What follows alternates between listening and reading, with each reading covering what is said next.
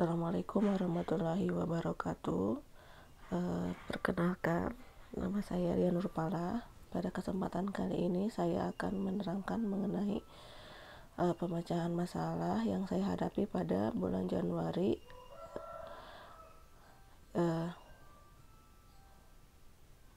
Jadi masalah yang saya hadapi itu adalah siswa belum bisa mengaplikasikan partikel bahasa Jepang dengan tempatan benar.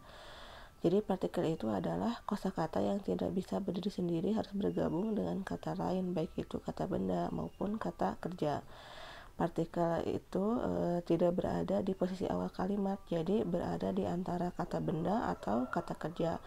Contoh misalnya terebiwo mimas, menonton TV. Jadi partikel dari kalimat ini adalah o. Ini ditulis wo tapi dibacanya wo. Terebiwo mimas. Nah, terebi itu adalah kata benda, wo itu partikel, mimas adalah menonton atau melihat. Jadi ini partikel berada di antara kata benda dan kata kerja. Jadi ini penghubung ya antara kata benda dengan kata kerja. Adapun akar permasalahannya adalah jumlah partikel yang banyak. Jadi partikel itu bukan hanya tadi saja ya penghubung antara kata benda dengan kata kerja.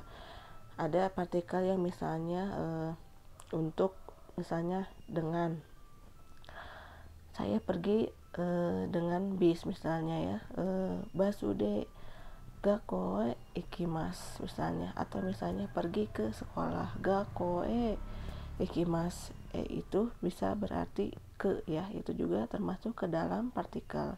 Lalu yang kedua alasannya adalah akar permasalahannya adalah di dalam bahasa ibu siswa tidak mengenal istilah partikel.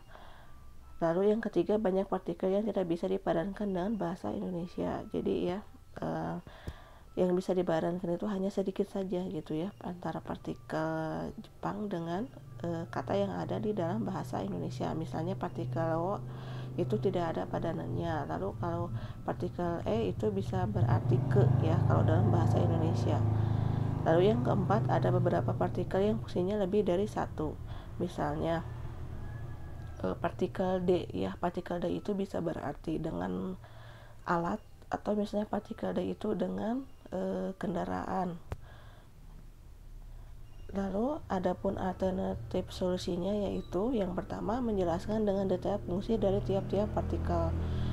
Jadi partikel itu tidak khusus diajarkan secara terperinci di dalam buku, jadi dimasukkan ke per materi gitu ya.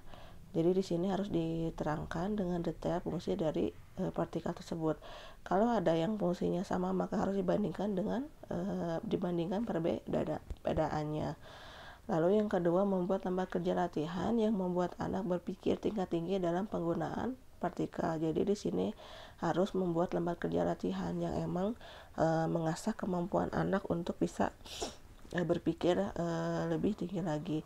Yang ketiga, siswa banyak berlatih dengan membuat kalimat yang sesuai dengan penggunaan partikelnya. Jadi di sini siswa harus banyak berlatih membuat kalimat. Adapun hasil pemecahan masalahnya itu siswa dapat membedakan fungsi dari tiap-tiap partikel sehingga bisa menerapkan partikel tersebut ke dalam kalimat dengan benar dan tepat. Lalu siswa juga bisa memadankan partikel yang ada padanannya dengan bahasa Indonesia, misalnya gakoe ikimas, pergi ke sekolah. Jadi partikelnya itu adalah yang bisa diartikan ke dalam bahasa Indonesia.